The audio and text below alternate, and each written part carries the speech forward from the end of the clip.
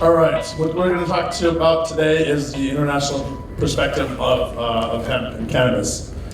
I have the good fortune of being the vice president of the North American Hemp Industry Association. We're the largest and oldest hemp industry trade association in the world. We've been around 27 years.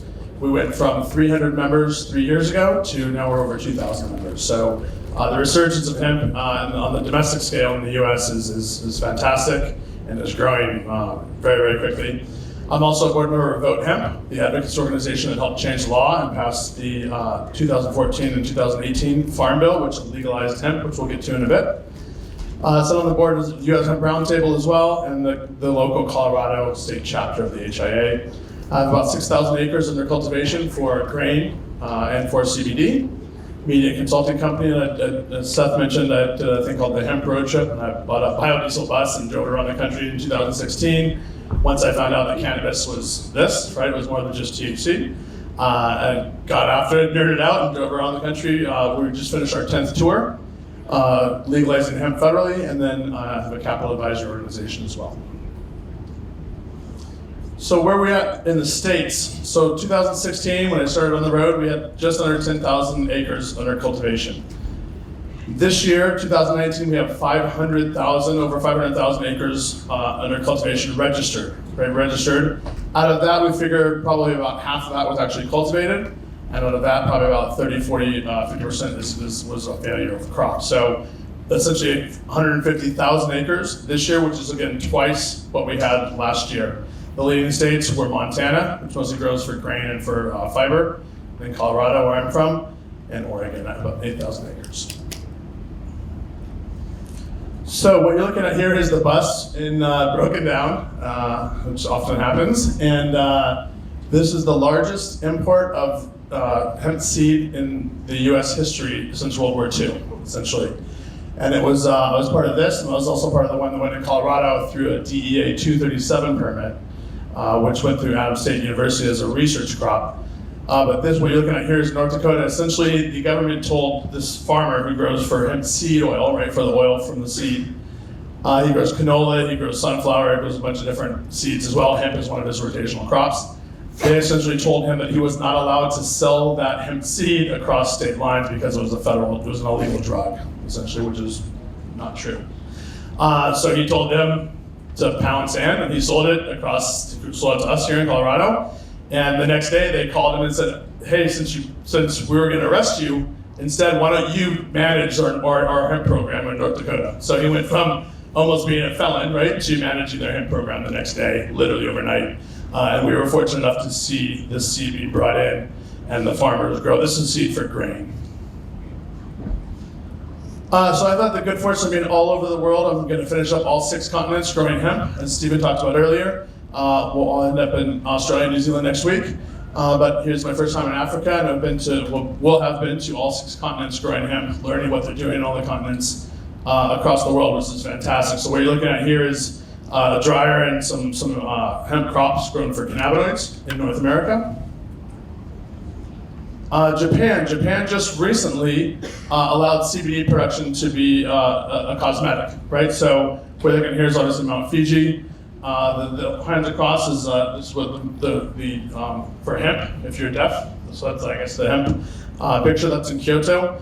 And that place there has been around for 40 years selling hemp clothing. So even though it's been illegal in Japan, they've been selling clothing for 40 years. Nepal, this was fantastic. This is actually where they say hemp is from, right? Cannabis is from originally. We're in the Himalayas with the Asian Hemp Summit. Paul Benheim there from Elixinol was there along with a bunch of hemp leaders across the globe, actually. Daniel Cruz, you're looking at Dan Hare there at the bottom, as well as children actually wearing hemp just in the Himalayas. It's actually part of their culture. It wasn't an issue, it wasn't a drug, it was normal, as it should be. China, this is interesting. When I was there speaking in June or July, they had just opened their second province, Jilin, in the north. Had just opened to cannabis production. Unfortunately, someone got caught apparently running seeds from Yunnan in the south to Jilin the week we were there speaking at the conference, and the government decided to shut down all production in Jilin overnight. So we were there to promote something that was actually never going to happen. At least not this year. They're waiting for it probably for next year. But China has been and continues to be the leader in hemp, and they grow. I mean, everything I'm wearing that's made out of cannabis is Chinese textiles. They're the leader. They have I went to all four of the 5 largest CBD CBD manufacturers there. And right after they extract, they take a tube and they essentially take THC and they use chromatography to take THC away. So all of their extracts are THC free because THC is illegal there. They just opened their market for cosmetics, for CBD and cosmetics. It's a 1.4 billion person country, so it's a huge market for cosmetics, but they're very, very regulated and very. There's a lot of oversight and security and other issues in China, but they take all their THC away right off the bat, which was interesting. South America, this is where I had my second cannabis aha moment. So I had just learned about the value of terpenes, right? Let's say an 8-ounce jar of terpenes is $100,000, right, in the States, for example. And I saw a guy in Colombia, in the Andes, like they don't speak Spanish, they speak their own native tongue. It's amazing, it's beautiful. But I'm up there and I see this guy, the lights go out, and he some fire, and he takes this jar of terpenes from the cannabis plant and he throws it on his table and he uses it to wash his table off. And I'm like, that's $100,000 you're throwing on your table to wash off. But then I was like, also, if I gave him $100,000, he would use it to wash his table off. You know what I mean? So he didn't need the money. Cannabis provided for him what he needed, which was to clean his table. Right? For us, I'm like, oh my God, that's money, that's this. But for him, it provided what he needed locally, right? And it's all local and it's all regional. And that's the power of the plant. That was my aha moment. Of course, then the lights went out and it was just, crazy. But what you're looking at there is some fiber from the EU, from Romania.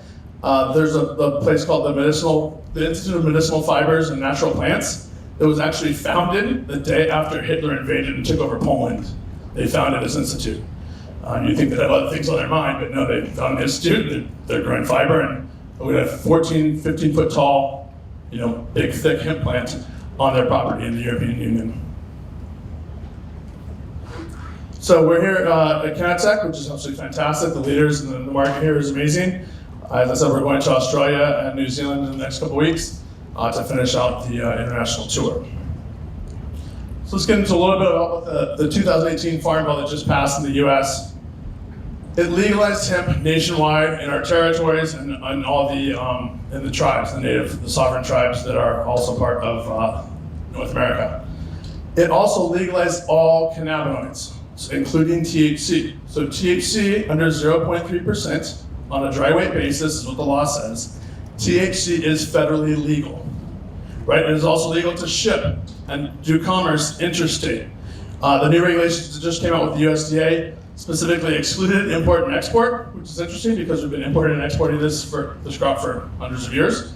But it specifically excluded it.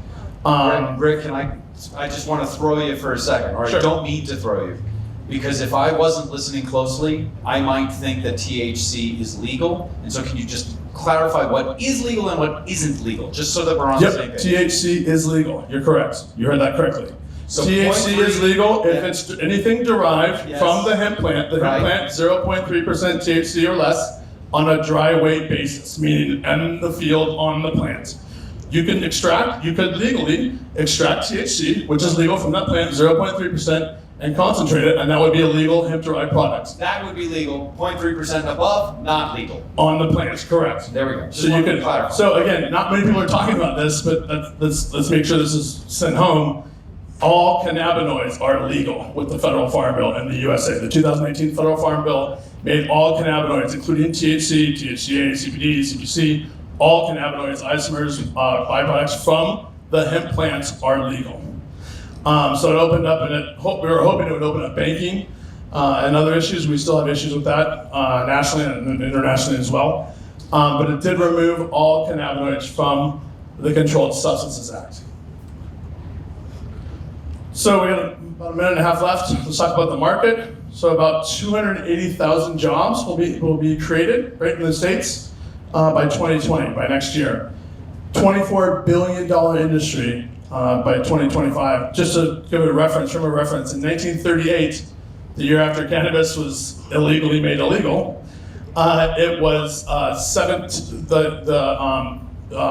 Popular Mechanics had said it was $1 million crop, or $1 billion crop, which today would be $17 billion. So it was a $17 billion crop back in 1938, right? We're going to say it's about a $24 billion crop on both sides of the plants. Again, it's the same plant, right? Cannabis and hemp.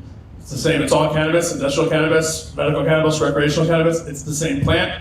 There's a line of demarcation based upon an arbitrary compound called delta-9 THC, right? But it's the same plant. It can do a 5% THC, a 10% THC crop could make the scarf, right? So it's the same plant. All cannabinoids are legal. All cannabinoids are safe.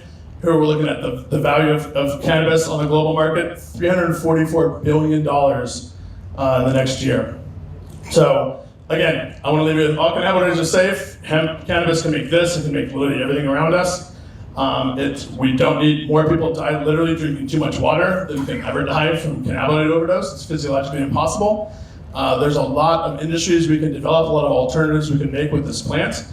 We don't have to go from 0 to 100%. We can baby step it along the way, but we can do industries like construction, bioplastics, right? There's a lot of things we can do alternatively, naturally, right, with this plant. So I'll leave you guys with that. Thank you very much. Rick Trojan, ladies.